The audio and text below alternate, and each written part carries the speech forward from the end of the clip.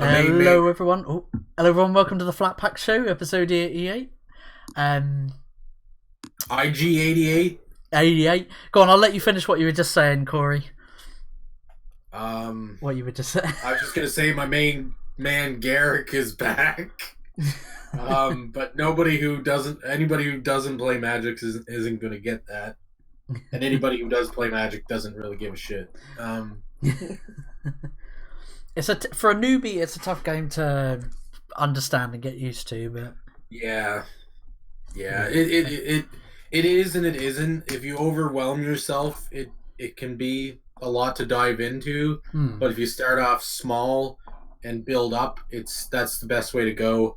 Anybody who's listening, I would suggest build a mono red deck and go from there, because red's it's not the easiest because you can really perfect it and build onto it, but red is kind of I find a good introduction color because it's more straightforward, if that makes sense. Anyways, yeah, it doesn't. Go on. Anyway, welcome to the Flat Pack Show. It's episode 88. Apologies for missing last week. My chronic pain was just awful last week and I just had to tap out. Yeah, I guess I haven't really done this in 2 weeks now that I think of it. Because the week before, I was just really freaking drained from work. Like, we've been really busy at work. We're pretty much building 15 houses all at once or more. So, jeez. Anyway, as I said, welcome to the Flat Pack Show. It's 88 episodes in. I'm your host, Flattmeister. We've got Switchpoint. Yeah, I'm here. I'm alive. I'm well. Doing great. Damn it didn't work then. I mean, nothing. I didn't have any master plans. We've got Nerd Waffle as well. Yes. Again. I'm very disappointed. I mean, excited that my plan didn't work. Eliminate Switch. Exactly. The rest of the Flat Pack. Unfortunately, we haven't got Crumple Point again this week. Bless him, but he's still an OG Flat Pack member. But I'm happy to announce we have a special guest. We have Geri Gallas. Hello, Geri. Hi there. Thanks for having me on the show. It's our pleasure. Also, John Lemus is in the chat. I think he's the person that recommended you to us. Oh, very nice. I think it was Indie Comic Showcase. I think yes, that is right. Yeah, I think he tweeted Switchpoint, didn't he? He tweeted me, and I think he also tweeted. He tried to tweet you, I think, as well. Yeah, I think he tagged me in. Yeah. Yeah, and I was just like, and I mean, I would have tried to take care of it, but like, this is you're the one who hosts the show, so like, it's probably best if she speaks with you to try to get things like kind of situated and working properly, because it'll just probably go through much quicker, you know. Yeah. That's all right.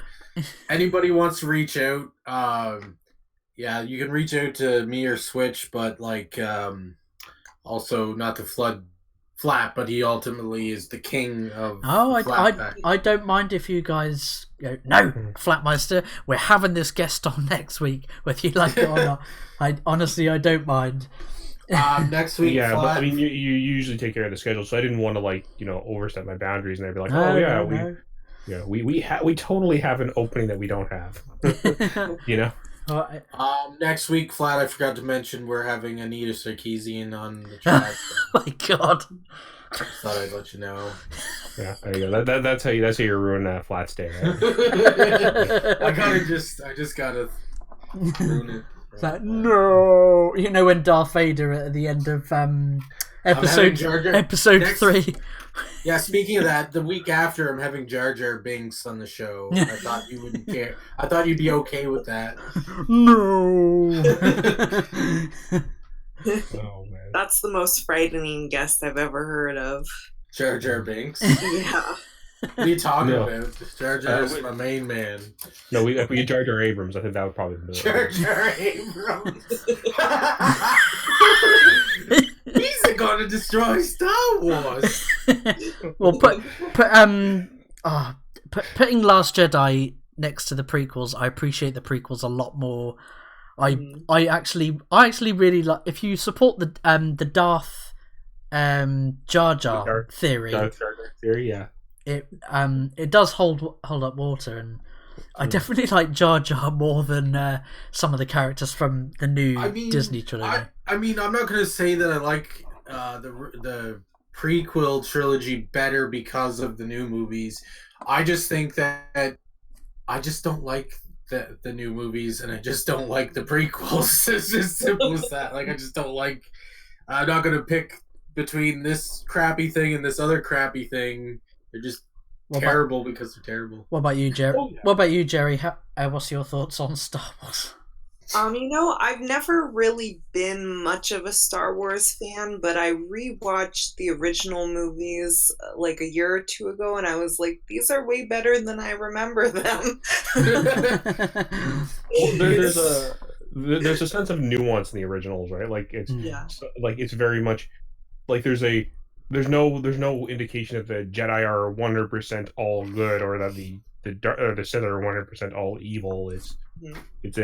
Or even like the dark side or like light side. It's literally just two factions fighting, and the Resistance are just our main characters, and we're following them as they fight against like this. It very much followed the steps of like old fairy tale storytelling. It followed those story beats.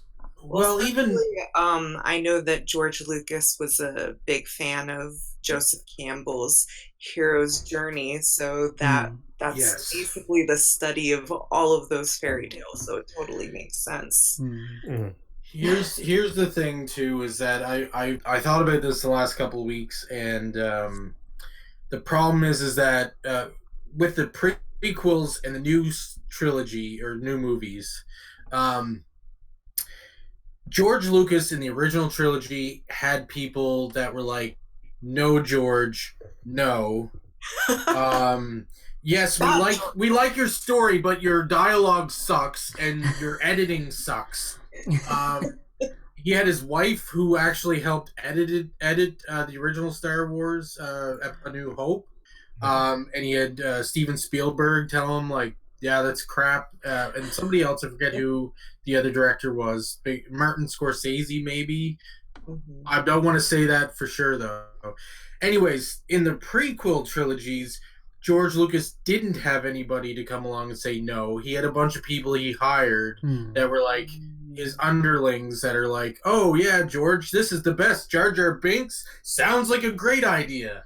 And then this new trilogy, I don't feel bad for George Lucas necessarily, because I'm like, he kind of did the same thing in the prequels, but with him getting cut out. But he was still very good at storytelling, like making a plot at least, and getting you to care about the characters. Whereas in the new one, I want to root for Rey because I do like the idea of a female lead in Star Wars. The problem is that I want a proper lead in Star Wars that's actually just as good as Luke Skywalker, like gets the same kind of credit as Luke Skywalker, in that she gets a really good story behind her, and that makes you want to root for her because you're like, oh, I don't know if she's gonna win or not. Like, I'm assuming she's gonna win because she's the main character, but there's so much disbelief thrown in the story that I really don't know, but I really want her to win. But you don't get that because you know she's going to win. There's nothing telling you she's not going to win. Well, she's had no true adversity. And Disney doesn't have no people, especially they fired a couple of directors probably for disagreeing with Kathleen Kennedy. Colin Trevorrow, wasn't it? Yeah, and it's like, because they don't want.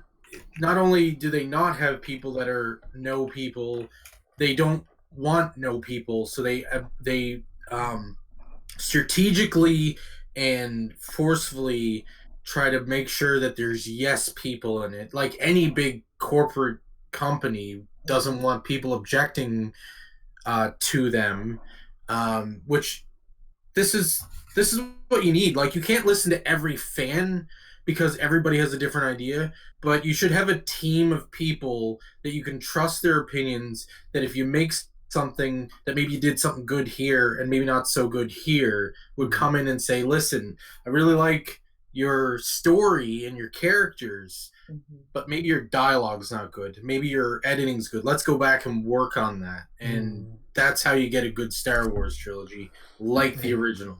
Yeah. Sorry for my rant, but just wanted to get off my chest.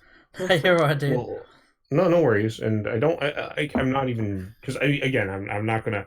It's a tired subject, but I think with the new Star Wars, a lot of people are a little, a little angry that because it's Luke never if you go back rewatch the original trilogy, and I've recently because it's something I like to watch on occasion. Luke has gone through a lot of problems. Like there's scenarios where Luke needs to be saved because he's a starry-eyed young kid who's kind of getting in over his head. We thought he was gonna die in episode 6. Mm-hmm.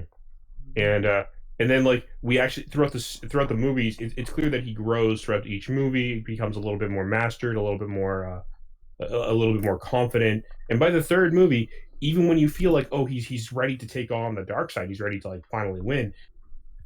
There's a level of uncertainty there. Even his father, when he finally faces his father at the end, and the Emperor, there's that level of there's a level of him realizing, no, this is not the right answer. Yeah. Right. And even when he's getting electrocuted half to death, you're just like, he could very well just die right now. Yeah. Right there on the floor. And we don't know what the hell's going on in Darth Vader's mind. Is he going to save him? Is he not going to save him? What the fuck? And you're just like, what? And then he jumps in and you're like, oh, thank God. Mm-hmm. Thank God. You don't have that with the news. You don't have that moment of, thank God Rey did the thing because she does it anyways. I mean, yeah. Oh, go ahead. Sorry. Go on, Switch. What were you going to say? Oh no, I was just going to try changing topic. But if you have something you want to say, I was going to say going on from Luke Skywalker to Dr. Caim. Is that how you say his name? Yeah. Yes, very good. I like the double meaning of the title, the Plague and Doctor Caim.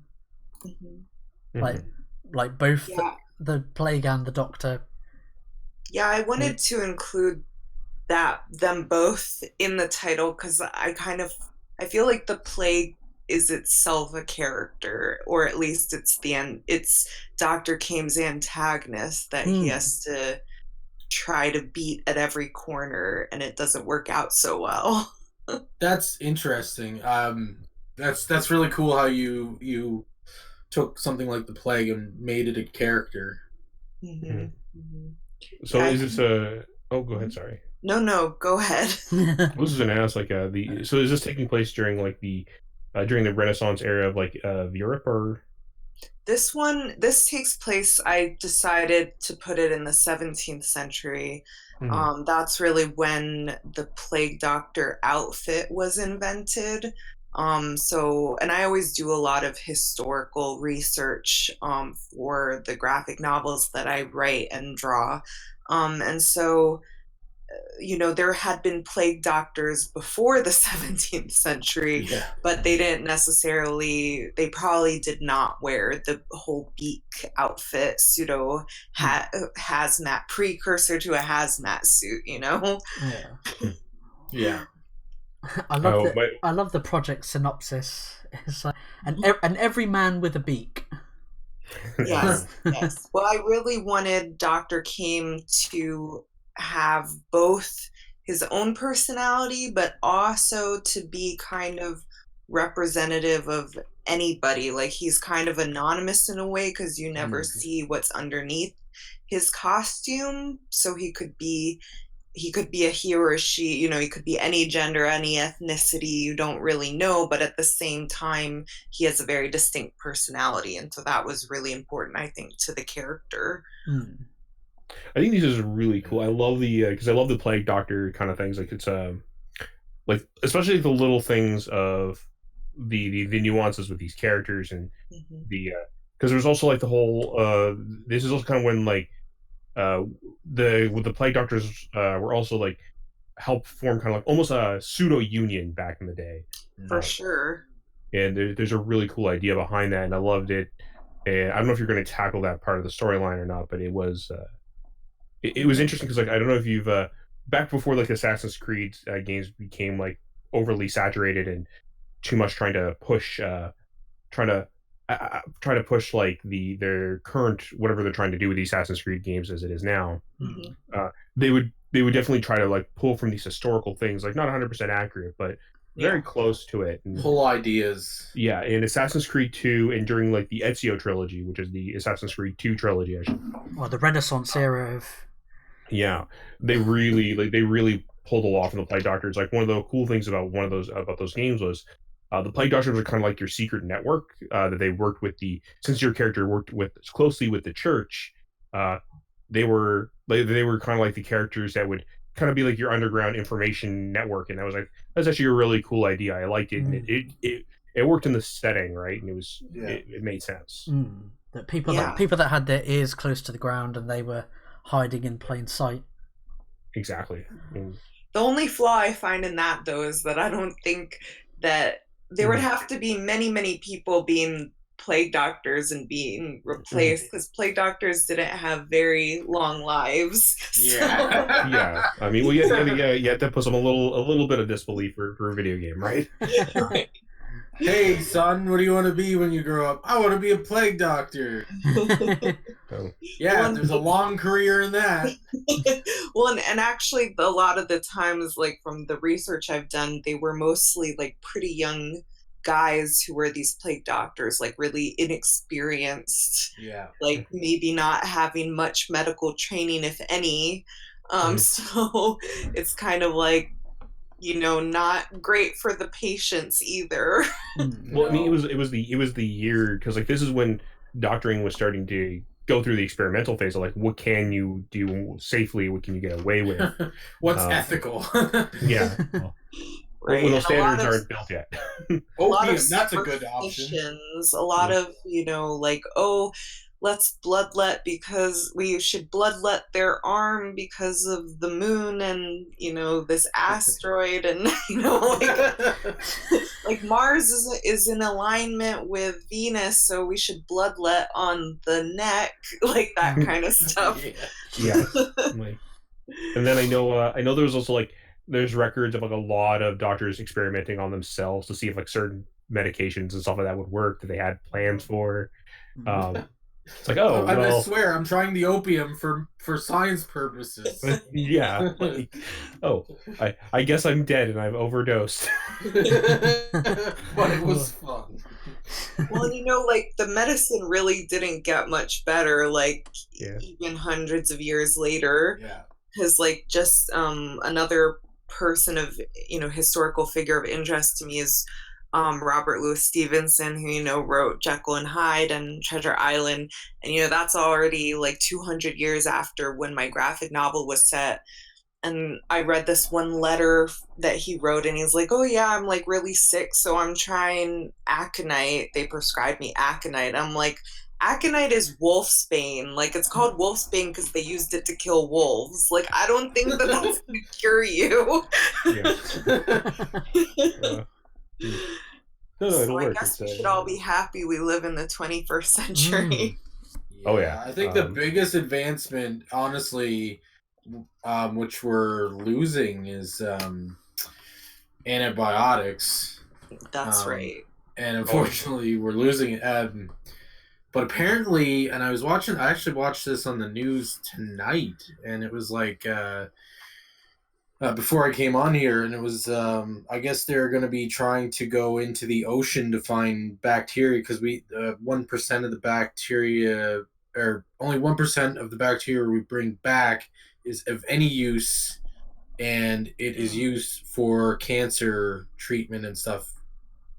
This bacteria on the ocean, so they're trying to figure out how they can get 10, even 5 or 10% back instead of 1. So it's interesting how crazy science is like that, and how even in just a year we can advance so much in science.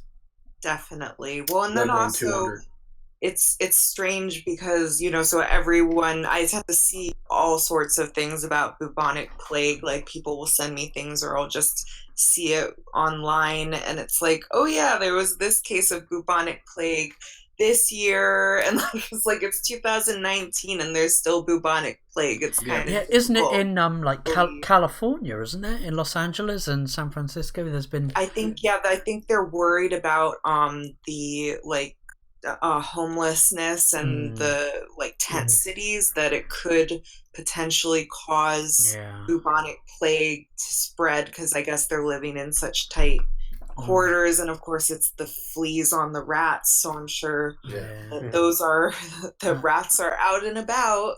So it's funny because like these are things that we've already created cures for. Like we already have like vaccinations that like may not completely stop them, but like at least put them at bay, like to a degree that they're mostly harmless. I also go ahead, sorry. Also, like, I want to bring up though, like you said, we have all these cures and stuff, and how we're getting these still is because we haven't, not to get tinfoil hat wary or anything, but like one of the diseases that's running rampant right now is greed. Like, it's so expensive for cancer treatment and stuff like that, and things that are running rampant.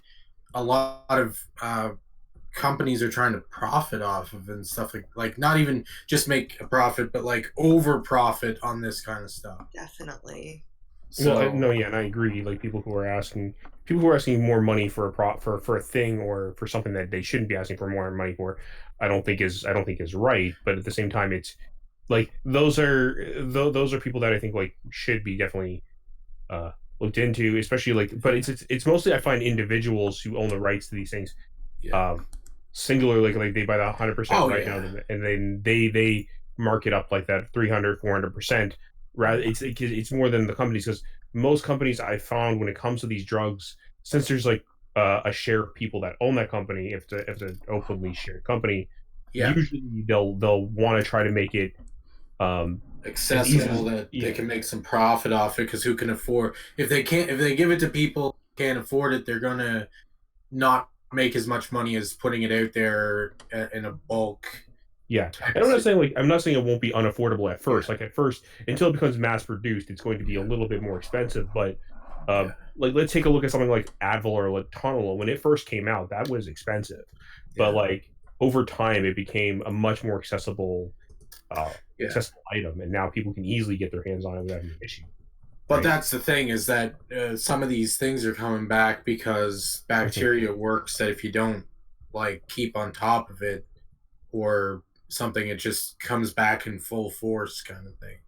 Oh yeah, no, I do agree there. I do wholeheartedly agree. I'd like to also express that none of us, except for I don't know about our guest Geri, but none of the Flat Pack are doctors, so I just want to point that out right now. I'm not a doctor either. Okay. I just want to point that out to people. We're not prescribing anything to anybody or anything. I could probably be a certified plague doctor, but by 17th century standards, but not a current one. I'll take that. You know, I'll just prescribe you some ground up emeralds and a rope of garlic, and you'll be fine. What always makes me laugh is I like watching historical like drama shows and things, and where like the male doctors, you know, that they'll prescribe this, that, and the to poorly people. But as soon as like there's a female doctor, she goes, "What? She's a witch!" It's like, no, it's like, no, I just work alongside. Does she float? Actually, a show that you might be interested in, Geri, is it's in Canada though. I know it's icky Canada, but it's called Murdoch Mysteries. It's actually, I forget what when it's based out of, but it's like it's an old fashioned detective, almost like Sherlock Holmes of Canada. Is that the one that has like 1 million seasons, or am I thinking of something else? Yeah, it's been going on a long time too. Okay. But it's kind of cool because I'm not like an avid watcher of the show or anything by any standards, but they've got a lot of like medical stuff on from that time period too. Like There's one where they were like his wife or his girlfriend. I don't watch the show regularly, so I don't know what she is, but she's the practitioner, the doctor, the medical person in the detective, or like the police station or whatever. And so it's like they got all sorts of medical science stuff from that time period going on. That's interesting. I mean, it's a lot that happened kind of in Canada, but it's kind of a cool show if that's the kind of, if you're into history and medical stuff. Oh, I'm a total nerd for like murder mystery stuff, so. Yeah. And it's Canadian, so it's cheesy, but it's not bad. I mean, brain surgery wouldn't be as hard as it is now without some Canadian science, so That's at true. least that. Oh, that commercial still makes you laugh and how cheesy it is. That so. Are you talking about the history moment? Moments? Yeah, like so in Canada we had a thing growing up, like here called the heritage moments that we used to do. And like they're so cheesy. And there's one with like the surgeon, and so like the running gag everyone makes fun of in Canada, at least for it, is there's a girl that there's a like the lady there who had the brain surgery done on her says, "Oh, I smell burnt toast," and then she like falls over and she has like a seizure. She has a seizure, so then they do the brain surgery. The thing is like it's so badly acted that you're like, oh, I can't take this seriously at all. Dr. Benfield, I smell burnt toast. Oh, sorry, I'm just making breakfast. Got a little late start in the morning. And they had like a basketball one, like dribble it. Oh, I don't know how to dribble it. How do I put the basketball into the beach basket? Yeah, like it's so cheesy. But I mean, don't get me wrong, I'm not trying to be like mean or anything. Like these are definitely heritage moments that definitely have happened in Canada, and they're very important moments, but they're so badly acted and so cheesy. Like you can tell, like just randomly. They're on YouTube for any non-Canadian people that see how terrible they are. Yeah, just don't search worry, up Canada. We have our share of ridiculous commercials. Like recently, they had advertisements for like tourism in Philadelphia, and the commercial was literally a giant Ben Franklin fighting a giant Philly cheesesteak.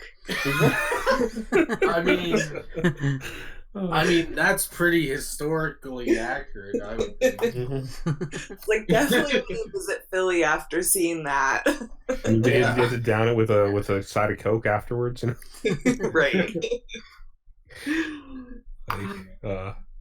That's wonderful. I love it. I do want to visit Philadelphia someday. And I like the Philadelphia Eagles. I've never visited, and I've driven through it because I go so I'm in Maryland, and I'll go up to New York all the time. Yeah. So I've definitely driven through Philly, but I've never like visited. Oh man, I wouldn't mind visiting like a few places. Like I've been to America a few times. Like I've been to New York. It was really busy, and I've been to and I've even been to like Texas. I like Texas. Texas was fun. Mm-hmm. I've been to New Hampshire. Where in Texas did you go? I went to San Antonio, actually. It's very nice. Okay. Did you see the Alamo? I did see the Alamo. I always think of Pee-wee's Big Adventure, where Pee-wee thinks there's a basement in the Alamo, and that's where his stolen bike is. And he asks the tour guide, like, when are we going to see the basement? And she's like, there's no basement in the Alamo. And then they all point and laugh at Pee-wee.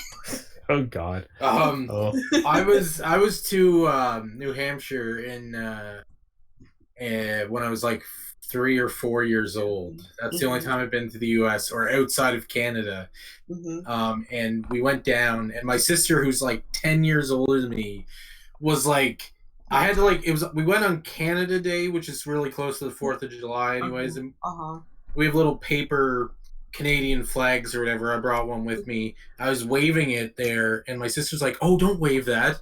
Don't you know Canada and the U.S. are at war? Like, they'll shoot you. Oh, no. And I thought she was like, I'm only like 3 or 4 years old, so I'm like, we'll get shot. And yeah. We went to Storyland, Six Gun City, and Santa's Village. So it was kind of interesting. Yeah, it was fun. Oh no, yeah, that was great. New Hampshire is great for shopping. I've been to New Hampshire for shopping, and I think that's like one of the best places to go for that because like they have because of the way the taxes work in New Hampshire, it's great for that. And I've been to Canada a few times.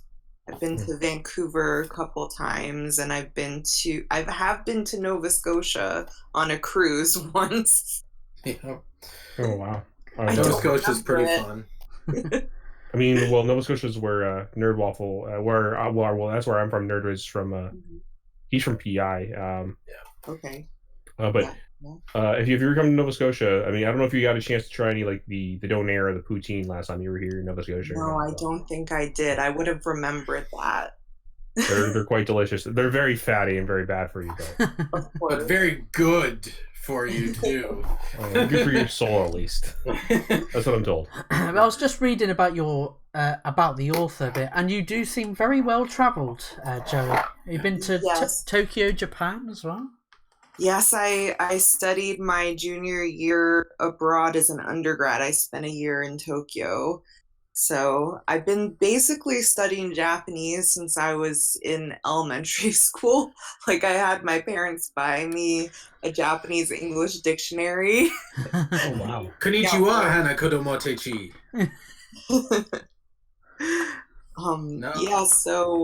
So I've been to Tokyo, I've been all over the US. And I'm actually visiting London this month. Because there's a William Blake exhibit that I couldn't not go to. Which is my other graphic novel that I published one volume. There are 2 more volumes. It's about William Blake, the poet painter. So they're having like an exhibit with over 300 of his works at the Tate. So I was kind of like, I have to go. I have no choice. Yeah.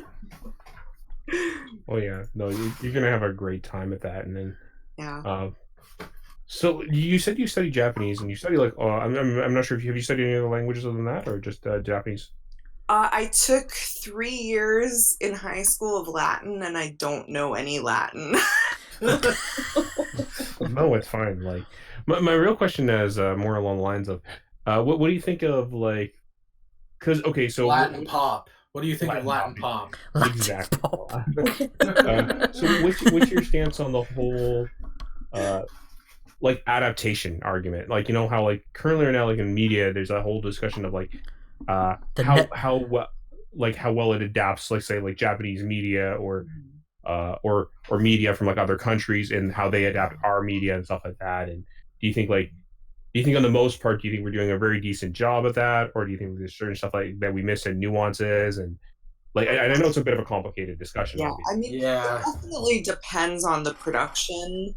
I mean, like, I follow this kind of stuff very closely because I've always been interested in Japanese language and the culture and the movies and all of that.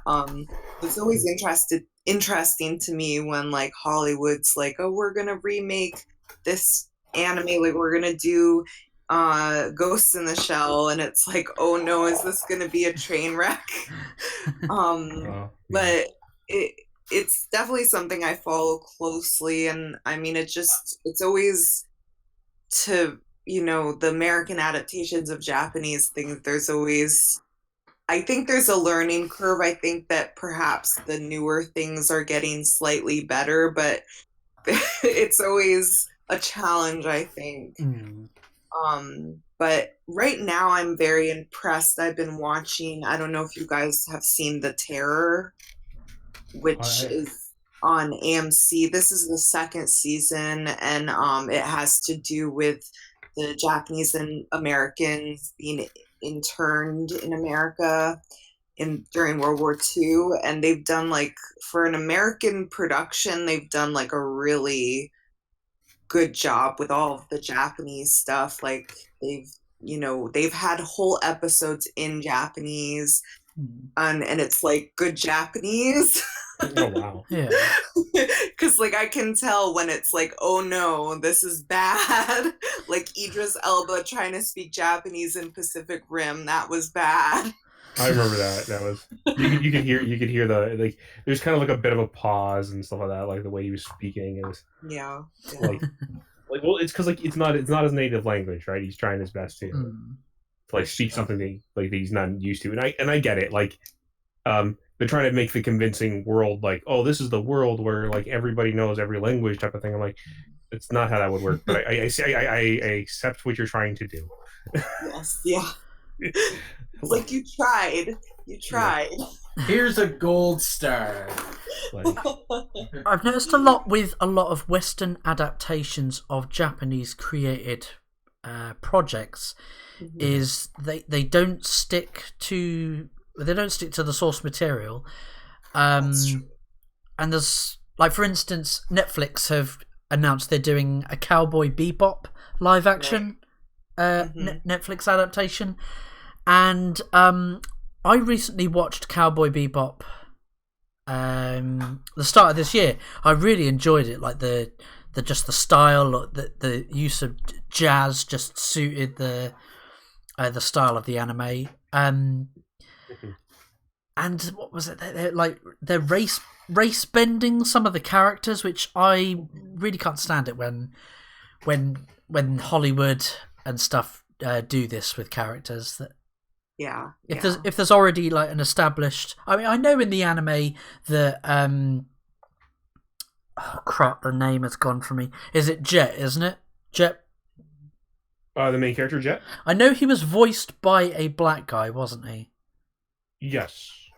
I mean, I get that it's in the future that perhaps, that skin pigmentation and people from different races have...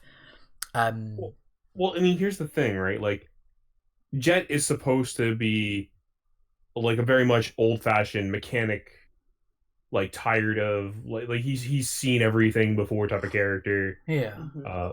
He's just kind of he like he's a bit jaded. He's a bit like he's kind of like he's supposed to feel kind of like a little bit like he's in retirement type of thing. You know what I mean? Yeah.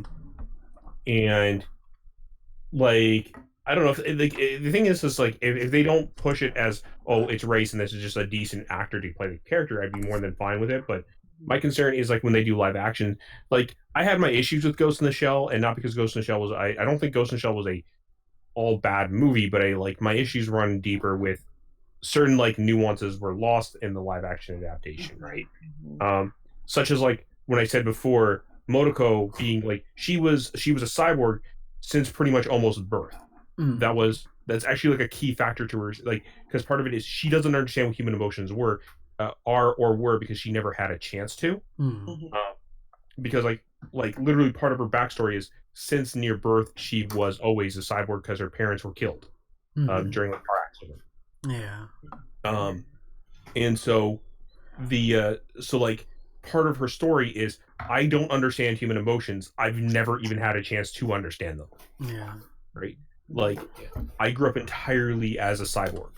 And that's kind of in the American adaptation, it's no, I was a teenager and then I forgot my memory and became a cyborg at some point. Yeah. And like that's kind of like a weird backstory that just kind of got added for the sake of, I think they thought it would make more sense to American audiences. I'm not really sure. Yeah. And it's that's it. I just remembered. Like, there's another. They've changed they've race bended the character Spike Spiegel as well with the live action of Cowboy Bebop. For Spike Spiegel, Spiegel's Italian. Is he like? I thought he was sort of. There's a sort of Jewish.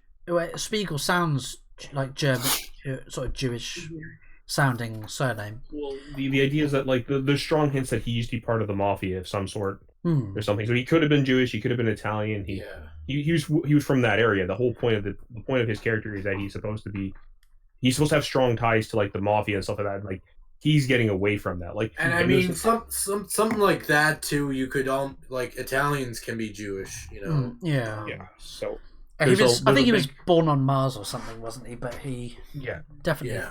But Italian stereotype. But with the live action, they've hired John Cho from Harold and Kumar. Mm-hmm. Now I can't tell if Netflix are like being unintentionally racist. Like they're going, oh well, Cowboy Bebop is a Japanese created project. I hate that. But so they hire a South Korean American actor to play a parent Japanese. So are they saying that all Asians look alike? You know, that's the thing that gets me with. So they did the same. They did the same with the new Hellboy movie as well. It was supposed to be a James Daimyo or something. The character was called. And so he was supposed to be a Japanese American character, but they hired a Korean American actor to play it. So surely is that Asian washing in some ways? Yeah. Well, so that's why I have a lot of respect for this terror show, because they were like, we're hiring lots of Japanese actors and lots of Japanese American actors, and you know they've been very careful and specific about it.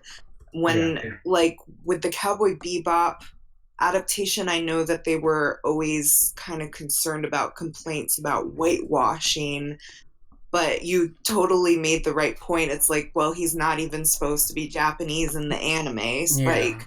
So, but it's also, I also know that they've been trying to make this. I've been following the saga of this Cowboy Bebop live action remake for years, because they were originally trying to cast like Keanu Reeves as Spike.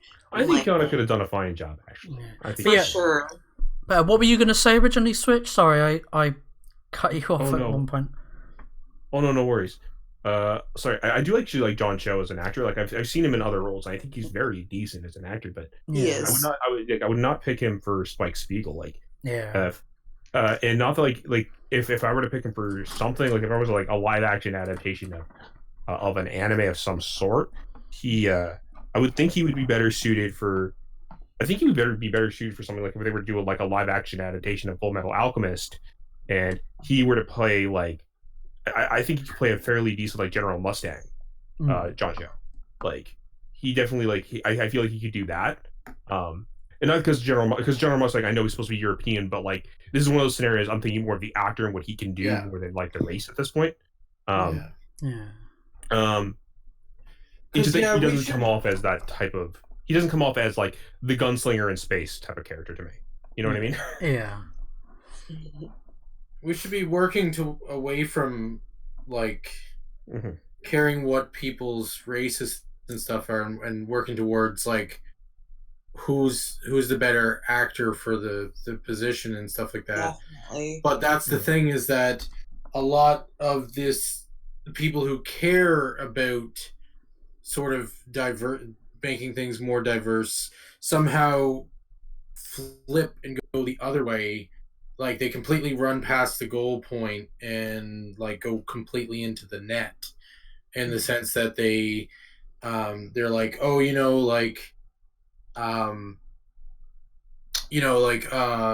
need to stop whitewashing, so like let's get rid of anything that's a Caucasian descent, because that's how you get equality. And it's like, whoa, no. You get that by stop caring about what people's race is and start looking at them as people, as individuals. And that's what you do. Oh, go ahead. I think there's a fine balance, though. Like, I totally agree with what you're saying, but then there are also characters like, okay, if you're gonna tell a story about a Jewish character, then you should probably cast an actor who's Jewish. Yes. Or if you're telling a story about a Japanese American, you should probably cast someone who's Japanese American. Yeah. But so it just, I think, depends totally on the story. That's the same thing with Cowboy Bebop. It's like, this story does not require Japanese actors or Asian actors. It's okay to cast Asian actors in it, but it's not necessarily required by the story, so it could be any actor. Like a good example of something that would make more sense of where you would need a Japanese actor and you would need an abundance of European actors is take a look on like Attack on Titan. I'm not a fan of Attack on Titan, but like I'm using it as a good example because some people are. Yeah, like for people who are, one of the big selling points of the series is that one of the characters has a stepsister, and she's notably one of the few only Japanese people in their society. Like it's actually a point of contention in the series where it does actually like where she does face certain levels of like racism from some people for it, and the rest of the characters are all like mostly like either European or white or black or Indian or stuff like that, right? So the rest of the cast is of different races, and here she's this one Japanese person who's there, right? Yeah. Like this is a point of contention in the series, but because it's part of the setting, it's part of where they are, that makes this make sense. Right. But then, of course, like they have live action Japanese versions of Attack on Titan, and of course, all of the actors are Japanese. Yeah. Exactly. But I mean, that's also a product of like. So I also think that like, like movies are sort of a different way, are sort of very similar, like almost like a cousin to theater, really. And like when you look at it that way, when you go to see a play and like it's maybe a small production, although movies are typically a bigger production. If it is a smaller production though, and they can't afford to hire somebody who's from, I don't know, US or Canada or Italy or London, or like the UK anywhere, or like Australia, then they're going to cast somebody who's local in the area, and then you have to be a little bit more forgiving. Now, if this was a movie that had a huge production and they had the ability to cast pretty well any sort of background that they wanted, they should go with the specific role and who is best fit in that role. But again, if they only have the budget to hire local people, well, all of a sudden a girl becomes a boy, like they used to do that with Peter Pan and stuff like that, like because they would be the best person to play a little boy without having to cast a child actor, that sort of thing. Well, I mean, like in this case scenario, I know for a fact on the Attack on Titan, they wanted to do the live action, but they didn't want to overcast their budget because like it was a small Japanese studio that worked on it, and I think like they did get like, but like at the same time, I know a lot of people didn't like the movie. It wasn't really well done, and most live action adaptations of anime are usually not as good as the anime itself. The only one I can think of that I actually really liked was the Speed Racer movie. But I think that's because like Speed Racer is such a ridiculous franchise. I think it's because of Matthew Fox. Yeah, like I've not watched that. The Speed Racer movie is actually really good. Like it's probably one of the best adaptations of an anime to live action I've ever seen. That was the Wachowskis, wasn't it, that directed that? Yeah, the Wachowskis directed it, and the reason I would say that one is actually really good is they actually looked at the source material and were like, "This is really ridiculous. Let's just make the movie really ridiculous." And it's just like, okay, and that's literally what the movie is. It's nearly as ridiculous as the show, but there's no way it could be as ridiculous as the show because the show had some really, really ridiculous things. So Speed Racer, haha. Yeah, so to make up for it, they instead decided to use like really flashy colors. And I'm like, you know what, this is a fair trade-off. Like, as long as like you didn't try to make it drab and dark and like meaningless, like every other movie was coming out around that time. Like you definitely tried to make it feel like it was like as flashy as the original show was back when it came out, and I'm totally okay with this. This is fine. You know, haha, we are the winners. Haha, you will die. Haha. Yeah. But then, like, what happened though with like the Wachowskis and Cloud Atlas? Did you guys see that? That was such a train wreck. Yeah. Was that based off? That's the one based off a book as well, isn't it? Like, it's a really convoluted plot, wasn't it? Well, and then that one had like yellow face, like white actors in yellow face, and then like Asian actors in white face, Caucasian face, and it was just like, what are you doing? Like I kind of get with like that that the sort of souls have gone on through these generations. I get cool why plot on paper, but in practice, it's kind of. I remember like, having Hugo Weaving with like his eyelids were like prosthetically made to look Asian. So I think what happened is I think the Wachowskis, and this is my theory. I think the Wachowskis got too ingrained in their own art, like so, like they got too like. At first, it was okay. We're gonna make artsy movies, and we're gonna be like, and we're gonna do like our own thing, and we're gonna like be, and we're gonna stand against the grain. And I think there was a point where their ego kind of like overdrove them to the point where they overshot their artistic vision. Yeah, like I think like we can't do anything wrong. We're the Wachowskis. We have an episode on this, like George Lucas syndrome, where it's like I can't do any wrong, and the fan, no matter what I put out, fans will love it because we made the Matrix. Yeah, like and the thing is, I'm not trying to disregard like when they make something good. Like they made some amazing stuff in their time, but like now it's just like there's Speed Racer. Like Speed Racer, The Matrix, like a few other things. There's a couple other ones too. Yeah, but they each just like.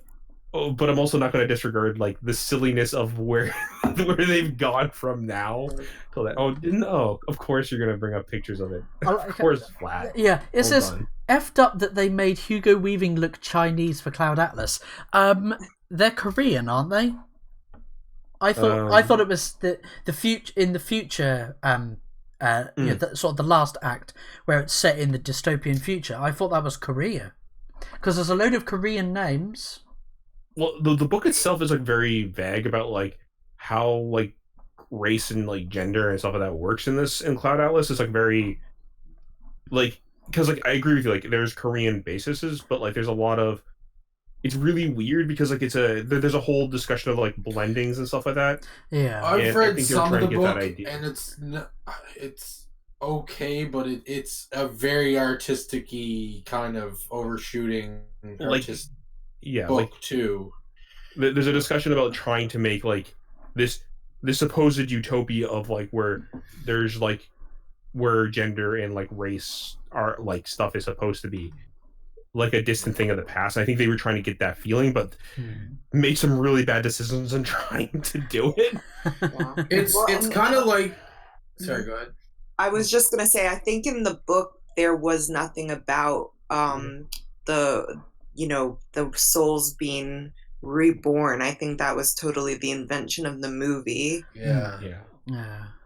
And I mean, I understand what they were trying to do, right? I think they were trying to like get the idea across that like, oh, like the race and gender doesn't matter because that's part of the message of the book. So we'll do the souls reborn, and so since the souls are reborn in multiple races and genders and all that kind of stuff, they'll get that idea across. I'm like, There were whole parts of that movie that I literally had no idea what was going on. I still don't know what's like that's why I'm kind of silent about it and silent about what I've read in the book because like listen, I'm not the best reader, but I'm pretty competent and like I read this Silmarillion and I actually really love the Silmarillion.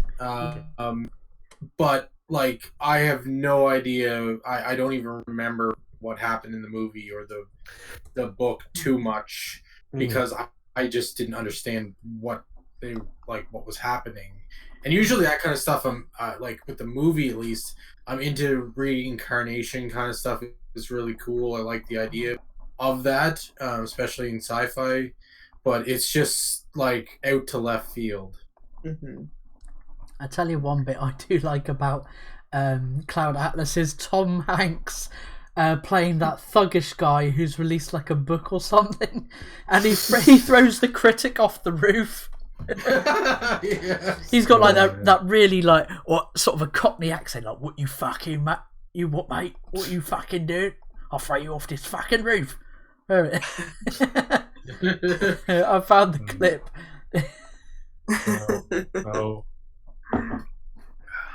Oh, Tom Hanks.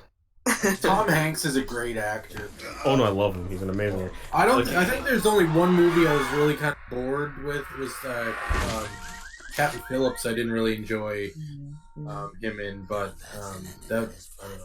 Anyways, like it's his range that I love. Like he has probably some of the best range, like for most actors, because like it's not because it's like one of those things like you may not love every one of his movies, but you have to admit that he has probably one of the best ranges of of any actor that you've probably ever seen. And you watch him and you don't really see that he like you can see some actors and you're watching and you're like you're acting.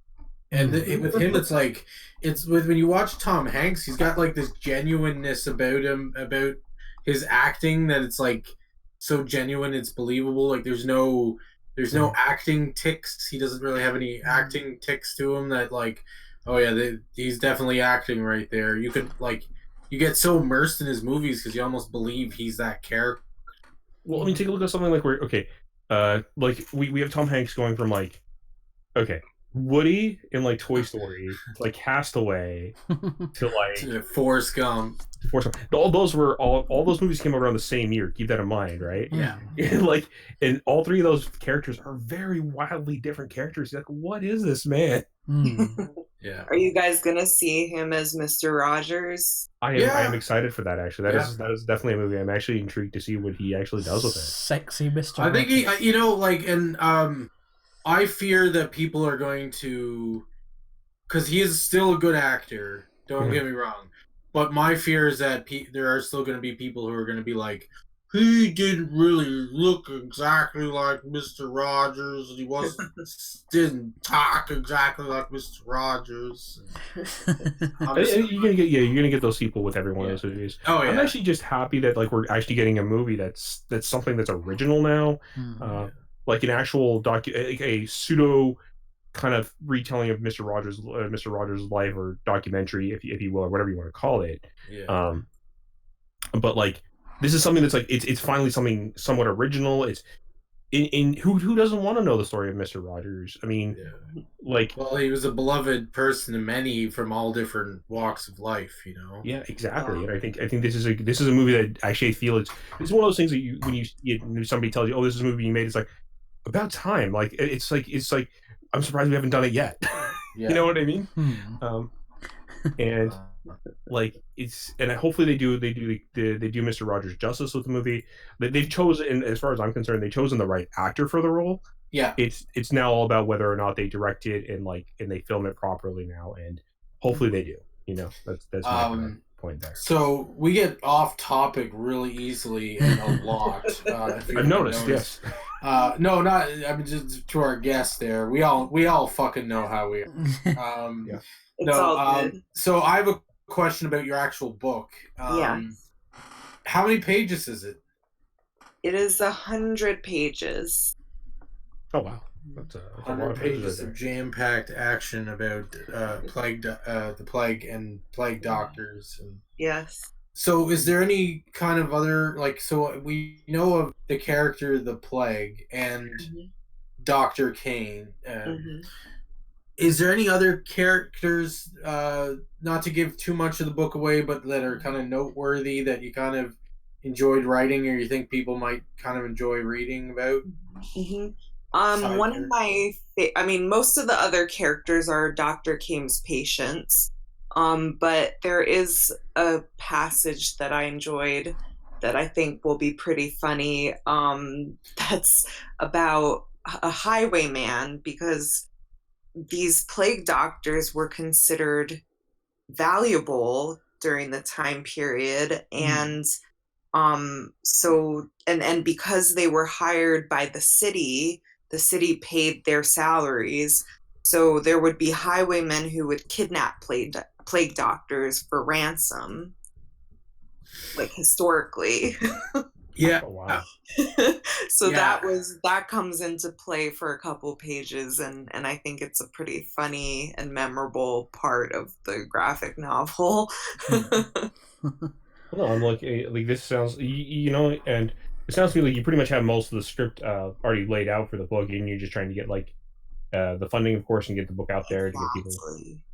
Exactly. You know what? Yeah, the script is 100% written. The art is a work in progress. But everything will be finished by the time it's funded. I believe I'll be finished with it. That's my goal, at least. You know, this is kind of a I don't know what the word is, a thing. But like, it's kind of, I guess, a give or take. I don't know. Anyways, it's weird because, like, in one sense, I don't want to say this, but I do, and it's that I think that there's this fear of pledging to projects that are not 100% finished, and I get the reasoning behind it, but at the same time, sometimes creators, and not just yourself, need sometimes this funding to finish the project, you know? Right, exactly. Creators put so much heart and soul into it, and time and energy, and in the end, sometimes the creators make the least amount of profit from their creation, but they have to pay people that, you know, that worked on it, you know? Right. Well, and this, I feel like I have a pretty good track record, that I have 2 previous self-published books, The Poet and the Flea and Hello Blob, and both of those were finished before I kickstarted them. So this one, you know, this is a brand new thing for me because it's through Unbound, and they're like a legitimate book publisher, so I'm not self-publishing this. So hopefully that too will inspire people to have not only the faith in me that I can get the project done, but also that I have a publisher helping me print the books and distribute them. And that's great, because I think, again, like, again, it's good to have a publisher behind you and everything, but I think that even if you didn't, again, sometimes creators are just average people just trying to get their idea out there to people that may enjoy it and stuff like that. Definitely. And I think that you need help sometimes with that, and that's what crowdfunding is for. You get the stupid people, though, that don't have anything done and put their project on a crowdfunding, and are just like, yeah, give me money, and then don't produce anything, and that ruins it for people who are like, hey, I'm trying to get this finished, but I'm an artist and I need a writer, or I'm a writer and I need and I'm working a part-time job and I have kids or something, and you know, that's the time crowdfunding can happen. Yeah, well, and I think that because of that, you know, fear of that backers won't contribute to a Kickstarter or crowdfunding campaign is why a lot of, at least in the indie comic world, a lot of people finish drawing their comic, and it's really just the Kickstarter becomes a way for people to pre-order it, or at least a way for the artist to know how many to get printed, instead of printing like way too many and then having spent the money and being stuck with all these copies. So it's definitely a fine art to crowdfund. It's a fine art and a full-time job on top of everything else. Hearing a bit of an echo of Corey. Is that on your end? No, I think it's I think it's Geri. I think, are you wearing headphones, Geri, or no? Nope. Oh, okay. Yeah, like some kind of reverberations coming through. No worries. Okay. I actually have to head out myself, but you guys continue the podcast if you want to. I'm gonna say my piece, and you guys have a wonderful night, and I am looking forward to playing Plague And Doctor Caim. It looks like a fun book. I'm just debating whether I want the physical version or the digital version of the book. You guys have a great day. Yeah, you take care, Switch. Thanks for. I mean, we're coming up to about the hour mark now. Mm-hmm. Yeah, Geri, if you'd like to shill your Patreon. And there's the. Was it the Unbound? Yes, yeah. So wait, what? I'm sorry, what? I said if you'd like to shill your Patreon. Oh, okay.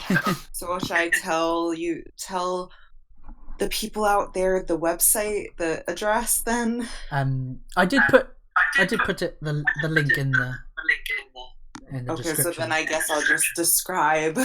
So for my Patreon, I basically post something 4 times a week. So, and I've been doing it for a few years. So if you become a patron, you'll get a lot, like hundreds of sketchbook illustrations, various illustrations, comic book stuff. So I'm pretty active on Patreon. And then my Dr. Caim is crowdfunding on Unbound. As I mentioned, they're a publisher. I know some people haven't heard of them, but they're really cool. Their philosophy is that they're a publisher that wants to give chances to books that other publishers won't take a chance on. So they have a lot of cool books, including comic books and graphic novels.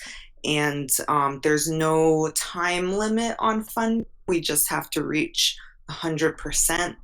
Right now we're on 14%, so we have ways to go. But we have 100 supporters so far, so I think that a lot of people are excited about this book. And so I'm excited. I hope that people will enjoy it once it's published, and I just keep I have other comics too that are available on my website. So yeah. Yeah, thank you. I didn't know that Unbound. I didn't know that they had. Or they didn't have. A time limit. Yeah, there's no time limit. So even once it hits 100%, they still allow it to fund until basically they go into printing, and they cut it off at that point. But so it's kind of interesting because Kickstarter kind of runs on the basis that fund it now, put in the money now, otherwise it's not funded, it's not going to get you won't get it, so make sure to do it immediately. And stressful for we've talked to a few people that it's very stressful because they got a jam-packed time to get this finished. Mm-hmm. So they got a month to try to market it, try to sell it and stuff. Mm-hmm. Mm-hmm. So I have a question. Yeah. If someone came to you and said, "I'm looking to start writing. Mm-hmm. But I don't know where to start. Mm-hmm. What would you recommend to them? That's an interesting question. I think it definitely depends on what they want to write, but I guess my jumping off point for anything, well, I always talk about the seed of an idea is kind of where I start any project. So if you have a really good idea of what you want to do, that's, it's difficult to be just like, I want to make a comic or I want to write a book. It's much easier to be like, I want to write a book about this very specific topic. So that seed of an idea is very important. Yeah. But also just, I think that getting an online presence is also unfortunately important these days for any kind of writer, to get a fan base, even if you're, only starting to, participate in the writing community online. And just build, become friends with other writers or artists that you can get a lot of advice from. So I think that's super important. And also, I would say going to if you want to go into comic books, especially like the more indie stuff, not DC or Marvel, it's important to like go to different conventions, even if it's just a local zine fest in your area, or if you can go to something like Small Press Expo, which is in my neighborhood, or Toronto Comic Arts Fest or Thought Bubble in the UK. Like that's a really good place to get not just information about how to, but also to get inspired by other artists. It's always inspiring to see what other people are doing, and maybe that'll spark an idea of what you want to do as an artist. Yeah, those are awesome answers, and I hope that helps some people who are looking to get into that. I usually ask like if anybody wants to do what your advice would be to them, but I just thought I'd leave it specific to writing. But I agree with you. Like comic conventions can have those panels sometimes that are about right. like how to write a good villain, how to write a good scene with a coward.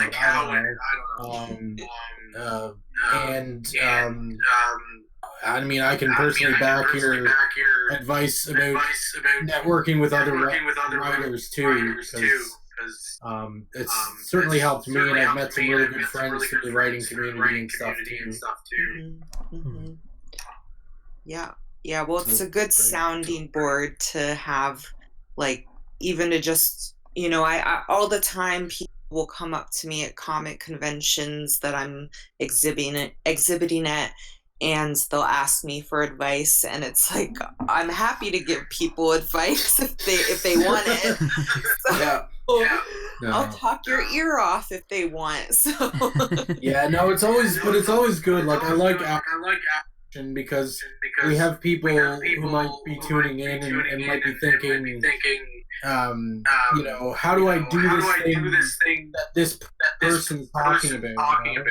And I think it's important to share knowledge with other people so that we can the more creative pool we have to bounce ideas off each other as creators, the better it is for everyone.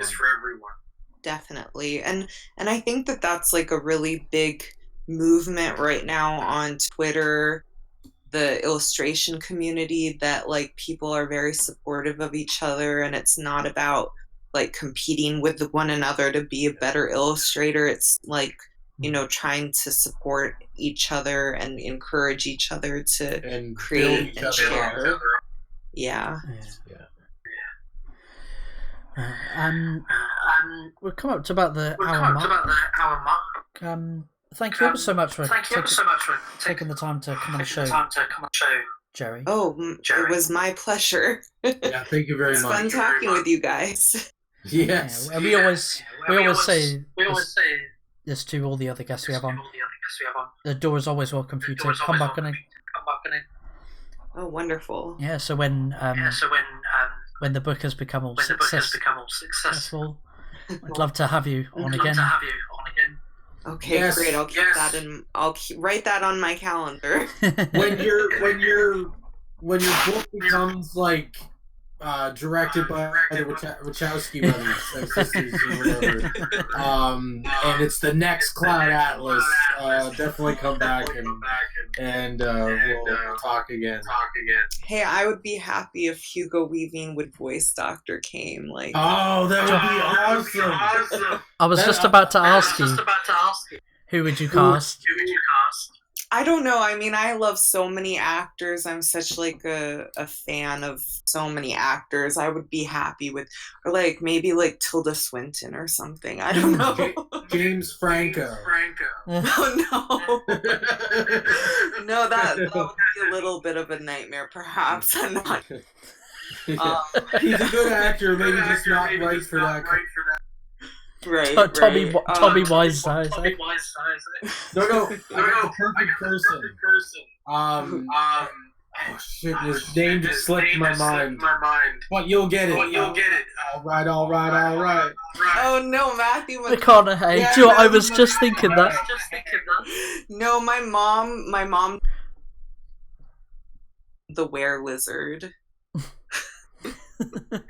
Because he does those like car commercials, and he kind of has that like distant stare, like a lizard. Like Dazed and Confused. Right.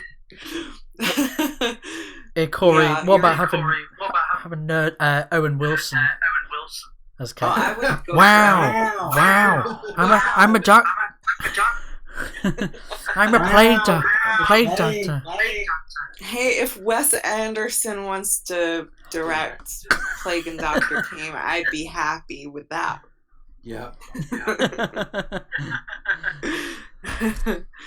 Like Edward Norton, I could see him doing Dr. Caim. Do you know what's funny? Hugo Weaving, the very first movie I ever saw him in he was the voice. He did a voice in Babe. Yeah. Yeah. Yeah, he was the dog. The father? Right. No, he's the dog. Yeah, that was the first thing as a child that I ever saw him. I watched that movie. Okay, surprisingly, I watched that movie a lot when I was a kid because, my grandmother had the VHS. So I used to watch it at her place a lot. You know, it still is a pretty good movie. Like, it's aged pretty well, actually. Oh, for I'm what sure it it is. aged well. I'm sure it aged well. I don't know. It was a good movie, but it wasn't like top favorite movie worthy. Right. For me, anyway. I get that. It was just something that my grandmother had kicking around, something to watch for me. Right. But it was, That'll do, pig. That'll do, pig. That'll do. That'll do. We need crumple point here. Yeah. So that'll do, pig. So anyway, thank you to everyone that's joined us live, or if you're watching this later on.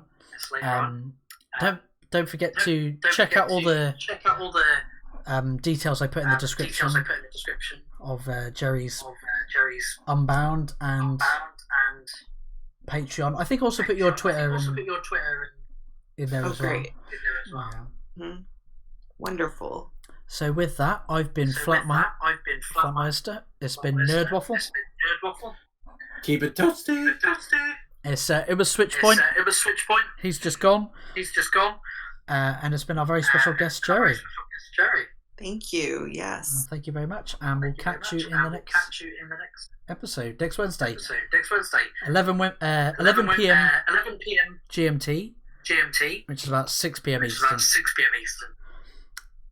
And yeah, so with that, we'll catch you next week. Take care. Bye.